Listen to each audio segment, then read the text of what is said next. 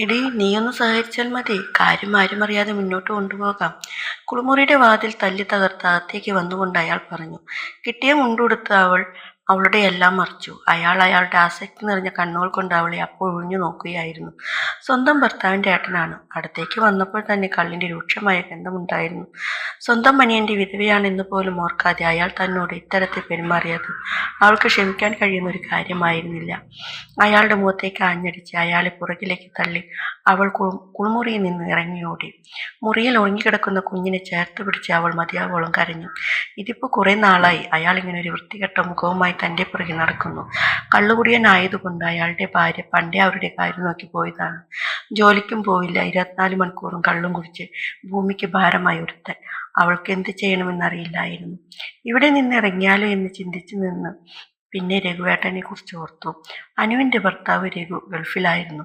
കഷ്ടപ്പെട്ട് അധ്വാനിച്ചുണ്ടാക്കിയ പണം കൊണ്ട് അവൻ നാട്ടിൽ മനോഹരമായ ഒരു വീട് വെച്ചു. വീട്ടിലെ ഓരോ സാധനവും രഘുവിൻ്റെ വിയർപ്പിൻ്റെ ഫലമായിരുന്നു. അനുവേ, ഈ വീട് നിനക്കും നമ്മുടെ കുട്ടികൾക്കും വേണ്ടിയുള്ളതാണ്. ഞാൻ അവിടെ കിടന്ന് കഷ്ടപ്പെടുന്നത് നിങ്ങൾ ഇവിടെ സന്തോഷമായി കഴിയാനാണ് എന്നു രഘു എപ്പോഴും ഫോണിലൂടെ പറയുമായിരുന്നു. എന്നാൽ ഒരു വാഹനാപകടത്തിൻ്റെ രൂപത്തിൽ മരണം രഘുവിന് തട്ടിയെടുത്തപ്പോൾ അനുവിൻ്റെ ലോകം ഇരുളിലാണ്ടു.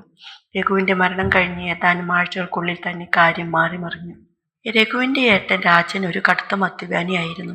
വിവാഹം കഴിച്ചിട്ടും ദാമ്പത്യ സുഖം അനുഭവിക്കാൻ കഴിയാത്ത അയാൾക്ക് അനുവിൻ്റെയും രഘുവിൻ്റെയും സന്തോഷം എന്നൊരു കണ്ണുകടിയായിരുന്നു. രഘു മരിച്ചതോടെ വീടിൻ്റെ നാഥൻ താനാണെന്ന ഭാവത്തിലായിരുന്നു രാജൻ.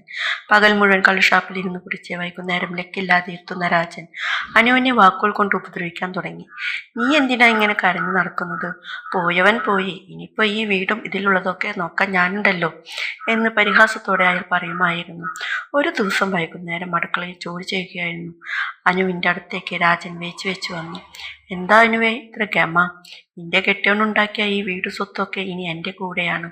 ഇനി മുതൽ നിന്നെയും ഞാൻ സ്വന്തം പോലെ കരുതിക്കോളാം, അയാൾ അവളോട് അശ്ലീല ചുവയോടെ പറഞ്ഞു. അനു കടുത്ത ദേഷ്യത്തോടെ മറുപടി നൽകി. ഏട്ടാ, മര്യാദയ്ക്ക് സംസാരിക്കണം. രഘുവേട്ടൻ ഇല്ലാത്ത നേരത്തെ ഇങ്ങനെയൊന്നും പറയരുത്, ശരിയല്ല. എന്നാൽ രാജൻ അതൊന്നും വകവെച്ചില്ല. സ്വന്തം വീട്ടിൽ അച്ഛനും അമ്മയും വളരെ ദാരിദ്ര്യത്തിലാണ് കഴിയുന്നതെന്ന് അറിയാവുന്നത് കൊണ്ട് അനു എല്ലാം ഉള്ളിലൊതുക്കി സഹിച്ചു. കുട്ടികളെ നല്ല രീതിയിൽ വളർത്തണം. രഘുവേട്ടൻ പണം മുഴുവൻ അമ്മയുടെ പേരിലാണ് അയച്ചു കൊടുത്തത്. ഒരു വലിയ സംഖ്യ ഇപ്പോഴും ബാങ്കിലുണ്ട്. അനുമതി തനിക്ക് കുട്ടികളെ മര്യാദയ്ക്ക് വളർത്താൻ. എല്ലാം ആലോചിച്ച് അവൾ അവിടെ കടിച്ചു തൂങ്ങി. സഹനത്തിനൊരു പരിധിയുണ്ടല്ലോ. ഒരു ദിവസം അമ്മായിമ്മ അടുത്ത വീട്ടിലെ കല്യാണത്തിന് പോയതായിരുന്നു.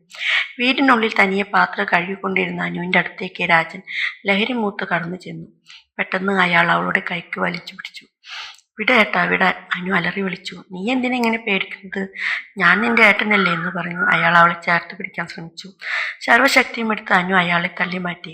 ഇനി മേലാൽ എൻ്റെ ദേഹത്ത് തൊട്ടുപോകരുത്. വിവരം ഞാൻ എല്ലാവരോടും പറയും, അവൾ വിറയ്ക്കുന്ന ശബ്ദത്തിൽ പറഞ്ഞു. വൈകുന്നേരം അമ്മായിമ്മ തിരിച്ചെത്തിയപ്പോൾ കരഞ്ഞുകൊണ്ട് അനു പരാതി പറഞ്ഞു. അമ്മേ, ഏട്ടൻ ഇന്ന് എന്നെ ഉപദ്രവിക്കാൻ നോക്കി. എനിക്ക് ഇവിടെ നിൽക്കാൻ പേടിയാകുന്നു. എന്നാൽ അമ്മായിമ്മയുടെ മറുപടി അനുവിനെ തളർത്തി കളഞ്ഞു. അവർ പുച്ഛത്തോടെ പറഞ്ഞു. എൻ്റെ മകൻ അങ്ങനെയൊന്നും ചെയ്യില്ല. നീയല്ലേ അവനെ വശീകരിക്കാൻ നോക്കിയത്? യുവതിയായ ഒരു പെണ്ണ് ഈ വീട്ടിൽ നിൽക്കുമ്പോൾ ഇങ്ങനെയൊക്കെ ഉണ്ടാകും. ഒന്നെങ്കിൽ അവൻ പറയുന്നത് കേട്ട് ഇവിടെ നിൽക്കാം, അല്ലെങ്കിൽ നിനക്ക് നിന്റെ വഴി നോക്കാം. ഈ വീടും സാധനങ്ങളുമൊക്കെ എൻ്റെ മോൻ ഉണ്ടാക്കിയതാണ്. അതിൽ അവന് അവകാശമുണ്ട്. ആ വാക്കുകൾ അനുവിൻ്റെ ഹൃദയത്തിൽ തറച്ചു. അമ്മേ, നിങ്ങളും ഒരു സ്ത്രീയാണല്ലോ.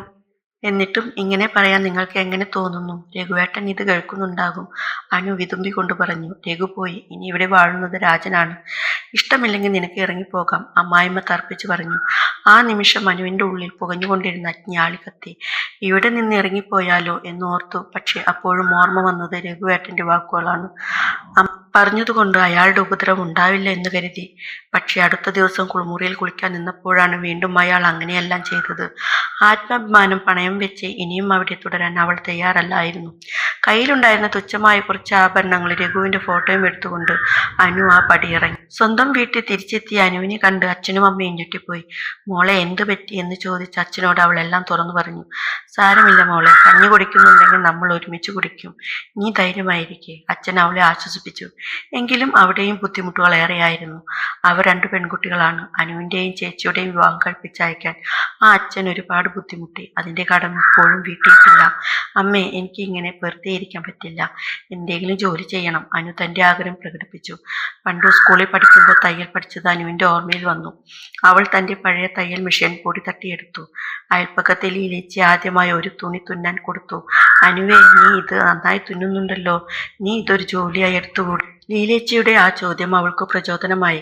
പതുക്കെ പതുക്കെ കൂടുതൽ ആളുകൾ അനുവിനെ തേടിയെത്തി. ചെറിയ വരുമാനം കിട്ടിത്തുടങ്ങിയതോടെ അനു ഒരു ബാങ്ക് ലോൺ എടുത്തു. ടൗണിൽ ചെറിയൊരു കട വാടകയ്ക്കെടുത്തു. അനു ടൈലേഴ്സ് ആൻഡ് എംബ്രോയിഡറി എന്ന പേരിൽ അവൾ ഒരു ചെറിയ യൂണിറ്റ് തുടങ്ങി. പണ്ടത്തെ പോലെ തളർന്നു പോകുന്ന അനുവല്ലായിരുന്നു അത്. തന്നോടൊപ്പം ജോലി ചെയ്യാൻ അവൾ നാട്ടിലെ മറ്റു 3 സ്ത്രീകളെ കൂടി കൂട്ടി. നമുക്ക് സ്വന്തം കാലിൽ നിൽക്കണം, ആരുടെയും മുന്നിൽ കൈനീട്ടാൻ പാടില്ല, അവൾ അവരോട് പറയുമായിരുന്നു. ചില യൂട്യൂബ് ബ്ലോഗേഴ്സ് അവളുടെ കടയുടെ കാര്യം ഏറ്റെടുത്തതോടുകൂടി അവളുടെ കടയിൽ തിരക്കേറി. അതോടൊപ്പം വരുമാനവും വർദ്ധിച്ചു. ഒരു വർഷം കഴിഞ്ഞപ്പോൾ അനുവിന്റെ യൂണിറ്റ് വലിയൊരു സ്ഥാപനമായി വളർന്നു. ഒരു ദിവസം കടയിലേക്ക് തുണിയെടുക്കാൻ വേണ്ടി ടൗണിലെത്തിയപ്പോൾ അവൾ രാജനെ കണ്ടു. മുഷിഞ്ഞ വസ്ത്രം ധരിച്ച് ലഹരിയിൽ ആടി ഉലയുകയായിരുന്നു അയാൾ. അവൾ കാറിൽ ഇരിക്കുന്നത് കണ്ട് രാജൻ അത്ഭുതത്തോടെ നോക്കി നിന്നു. അയാളുടെ കണ്ണുകളിൽ നാണക്കേട് നിഴലിച്ചു. അനു തന്റെ കാർ മുന്നോട്ടെടുത്തു. അനു ഇന്നൊരു തയ്യൽ യൂണിറ്റിന്റെ ഉടമ മാത്രമല്ല, ഒരുപാട് സ്ത്രീകൾക്ക് തണലേകുന്ന ഒരാൾ കൂടിയാണ്. രഘുവിന്റെ ഫോട്ടോയ്ക്ക് മുന്നിൽ വിളക്ക് കൊളുത്തി വെക്കുമ്പോൾ അവൾ മനസ്സിൽ പറയും, രഘുവേട്ട, നിങ്ങളുടെ വീട് എനിക്ക് നഷ്ടപ്പെട്ടെങ്കിലും നിങ്ങൾ പഠിപ്പിച്ച ആത്മവിശ്വാസം കൊണ്ട് ഞാൻ എനിക്കായി ഒരു ലോകം തുന്നിച്ചേർത്തു. അവളുടെ കയ്യിലെ പണം കണ്ട് ഭർത്താവിന്റെ അമ്മ പലപ്പോഴായി തിരികെ വിളിച്ചിരുന്നു.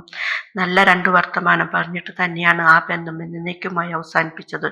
സ്വന്തം കഷ്ടപ്പാടുകൾ അതിജീവിച്ച അനുവിന്റെ കഥ ആ നാട്ടിലെ പെൺകുട്ടികൾക്കെല്ലാം ഇന്ന് ഒരു വലിയ പാഠമാണ്.